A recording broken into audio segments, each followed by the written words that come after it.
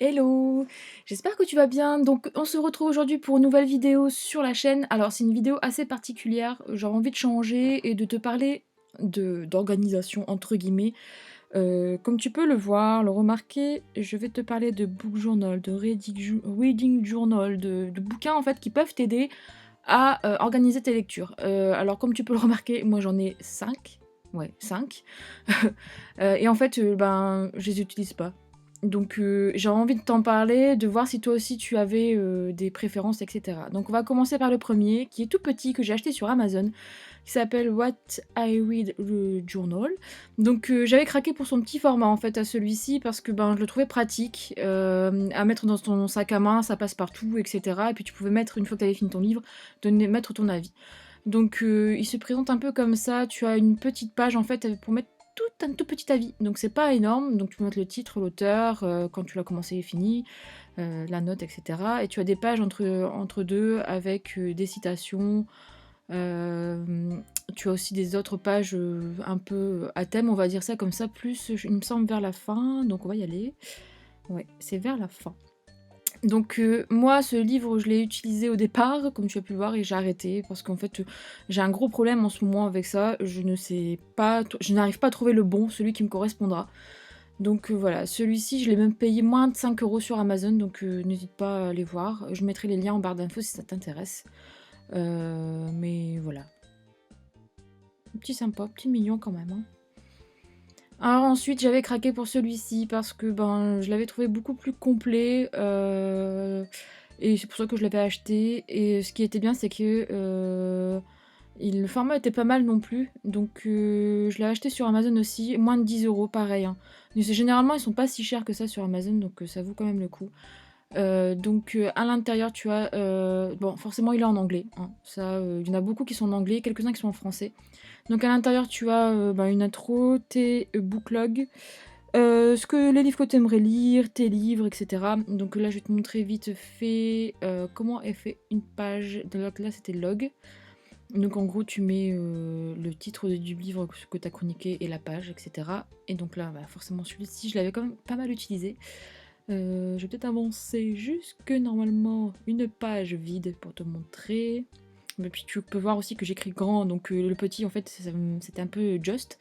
Donc tu peux mettre l'auteur, l'éditeur, le nombre de pages. Celui-ci est beaucoup plus complet, hein. Comment tu as découvert ce livre, où tu l'as lu, les expériences que tu as ressenties en le lisant, une note très complète avec de 1 à 10.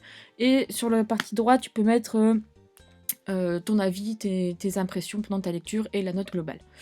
Donc c'est ça pendant un petit moment, et ensuite tu as d'autres pages vers la fin, donc ta wishlist en gros, hein, les livres que tu aimerais bien lire. Donc ça je l'ai jamais rempli parce que moi j'utilise beaucoup le livre addict en fait, donc mais j'aimerais bien tout mettre sur un carnet, mais à chaque fois je m'y tiens pas, donc c'est ça le gros problème. Ensuite tu as les personnes que tu suis sur les réseaux, etc. pour les contacter, machin machin. Une partie toujours avec les livres que tu as prêtés, que tu as empruntés, etc. Et là, il me semble que c'est la partie des livres bah, qui te font envie. C'est ta wishlist en fait, il me semble. Oui. Ouais, t'ont été recommandés, etc. Et blablabla et blablabla. Donc voilà. Celui-ci est vraiment pas mal quand même, est assez complet. Moi j'avais beaucoup aimé parce que les pages sont assez grandes en fait. Donc tu peux mettre plein mal de choses. C'est vrai qu'en faisant cette vidéo, je me suis dit oh peut-être que je vais le recontinuer celui-ci parce que en fait il était pas mal. Mais moi je cherche plus un truc qui fasse agenda en même temps que book journal ou reading journal. Donc le truc qui est cool par contre c'est qu'il a spirale et que ben, du coup les spirales sont cachées donc ça n'abîme pas ton sac. Le suivant, c'est le Reading Journal for Book Lovers. Donc celui-ci, je l'avais acheté en même temps que le petit, il me semble. Parce que je voulais version petite, version grande, hein, comme d'habitude. Voilà. Donc il est quand même sympa. Il est pareil, moins de 10 €. Il me semble qu'il est même pas à 5 €. Il doit être à 5 € ou 6 €, quoi, pas plus. Donc celui-ci aussi, il est très sommaire, en fait. Très basique. Toujours en anglais. Il y a que les deux derniers qui sont en français que je vais te montrer après. Mais pareil, donc là, ce qui est bien, c'est que quand tu as une écriture de mammouth comme moi, ben, tu peux bien y écrire en grand dedans. Donc toujours le même principe. Donc là, il est moins complet que le précédent. Donc c'est ça qui m'avait fait craquer pour le précédent. Je les ai pas mis dans l'ordre d'achat, mais voilà. Donc tu as des pages comme ça entre-temps avec tes personnages préférés, tes citations préférées. Voilà. Moi perso, en fait, c'est des pages que je n'utilise pas forcément, que j'ouvre pas forcément. Là, enfin que je remplis pas forcément. À la fin, tu as un genre de truc bizarre, donc un arbre de lecture. Où en gros c'est pour t'aider à trouver ton prochaine lecture, je pense. Et tu as des conseils de lecture où tu dois cocher les cases, machin, machin. Donc forcément, vu que c'est en anglais, c'est des livres peut-être qui sont en anglais. Moi perso, ça m'intéresse pas non plus vraiment, vu que ben, je lis pas forcément ce type de lecture. Et là, c'est Tapal que tu peux mettre à la fin, donc très sommaire quand même, hein. Et les livres que tu peux... Non, ça c'est les blogs que tu connais, etc. Pour mettre un petit carnet d'adresses, entre guillemets, avec les blogueurs, etc. Donc voilà, à peu près ils se ressemblent tous, hein. Et celui-ci, bah, c'était un des premiers que j'avais acheté. Et l'avant-dernier, c'est un des derniers que j'ai acheté, donc c'est en français. Il me semble que c'est des filles qui sont sur Instagram qui l'ont fait. Et j'ai craqué parce que je l'ai vu dans une story sur Instagram et en fait il me faisait de l'œil sur Amazon et puis après j'ai vu une story avec l'intérieur et je me suis dit oh bah en fait il a l'air pas mal celui-ci. Donc il ressemble un peu à un bullet journal amélioré pour tes lectures. Donc c'est vraiment pas mal. Là tu as donc l'index avec tout la pile à lire, la wishlist, le planning de lecture. C'était les livres que tu as prêtés cette année, où sont les auteurs, gna gna gna gna gna. Donc janvier, tu as ta pile à lire du mois et autres notes, tu as tes chiffres et statistiques par mois et tes préférences de lecture par mois. Et c'est un livre qui est, enfin, un carnet qui est réparti sur un mois. Donc c'est vraiment pas mal. Donc là le souci, donc ça c'est la pile à lire, sauf que je l'ai trouvé très light parce que moi j'ai une pile à lire qui dépasse les 100 livres. Donc c'est un peu compliqué. Là la wishlist, bon ça va encore. Là ça peut être gérable, mais la pile à lire en 2 pages c'est pas possible pour moi malheureusement. Là tu as le planning de lecture, donc là j'ai un peu du mal à comprendre si c'est en fonction des genres que tu veux lire sur le mois ou quoi, donc voilà. Les livres que tu as prêtés cette année, alors moi je suis une grosse égoïste et radine, je ne prête jamais mes livres, oui je le dis enfin dans mes vidéos, mais j'aime pas qu'on m'abîme mes livres, donc j'aime pas les prêter, ça me stresse. Donc ça, cette carte d'auteur, c'est bof. Bah, moi, je n'ai pas trop l'intérêt. Je l'ai pas encore rempli celui-ci comme carnet. Donc Minute Ciné, donc c'est les livres en rapport avec le cinéma, pareil pour les bouquins. Et là, tu arrives sur un mois. Donc c'est ça qui m'avait fait craquer, c'est que tu as vraiment tu peux mettre ton mini avis sur chaque livre que tu as lu sur le mois. Donc si tu en lis plus de 8, il me semble, donc là t'es foutu hein, quand même. Bon moi généralement j'en lis moins de 8 quand même en ce moment, donc ça va. Et tu as la partie derrière, pile à lire du mois, donc ça c'est pareil, je pense que moi je vais le transformer en book haul du mois parce que je ne fais jamais de pile à lire du mois vu que je lis selon mes envies et mes instincts. Et donc ça c'est pas mal, des citations à retenir, des petits trucs comme ça, franchement voilà. Mais c'est pas forcément le truc qui me semble indispensable. Là tu as les chiffres et statistiques de ton mois, donc ça c'est cool. Et le camembert entre guillemets de tes préférences de lecture du mois. Donc là c'est pareil, si tu lis que 8 livres par mois, ça fait pas. Enfin, l'effet va pas être pareil.